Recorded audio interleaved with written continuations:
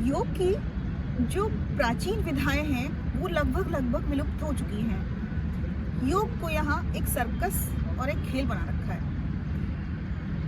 जैसे power yoga, hot yoga, couple yoga. ये क्या प्राचीन इतिहास में कहीं भी दर्ज है, या ऐसे कोई योगा हमारे कभी इतिहास में या किसी ग्रंथ में ये आपने पढ़े हैं?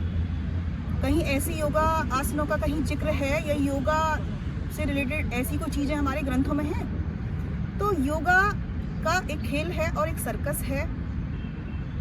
हमारा जो असली योगा है वो जैसे हठ योग, अष्टांग योग, राजयोग, कर्म योग, भक्ति योग, लय योग, विन्यास योग, ये सब हमारे ग्रंथों में सभी जगह पाए जाएंगे। आप किसी भी पुस्तक उठा के देख लीजिए, आपको ऐसे जो योगा हैं वो इजीली आपको पढ़ने के लिए मिल जाते हैं। लेकिन क्या जो आजकल जो योगा हो रहा है वो प्रॉपर वो योगा ही है, या इन्होंने एक बिजनेस या खेल बना रखा है? जैसे कि इतने सारे आसन करते हैं कि ऐसे मोड़ लिया, ऐसे अपने शरीर को मोड़ लिया, वो तो सर्कस में भी करते हैं। एक छोटा बच्चा रस्सी पे चलता है, वो भी एक योगा है। तो योगा का नाम ना रख के आप सर्कस दे दीजिए उसका नाम। आसन का मतलब होता है आसन को इस प्रकार बैठना ताकि आप उसको सिद्ध कर पाएं। जैसे शिव संहिता में 4 आसनों का वर्णन किया गया है, हठ दीपिका में 15 आसन बताए गए हैं, महर्षि घेरण की घेरण संहिता में 32 आसनों का वर्णन किया गया है।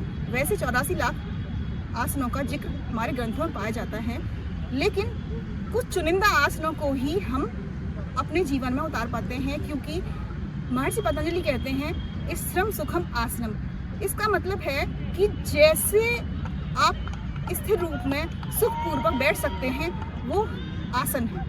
कि आसन सिद्ध करना पड़ता है, आसन के लिए आपको बैठना पड़ेगा। आसन सिद्ध क्यों करना पड़ता है? क्योंकि हम योग की जो आगे की प्रक्रियाएं हैं उनमें जा सकें।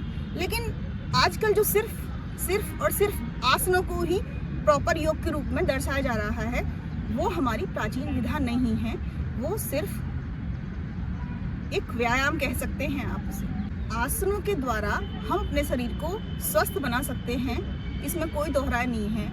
लेकिन जो योग में आसन किए जाते हैं उनका एक महत्व होता है, उनकी एक प्रॉपर क्रिया होती है। हम किस प्रकार आसन करें, उस आसन को हम कैसे सिद्ध करें, तो ये नॉलेज होनी बहुत ज़रूरी है।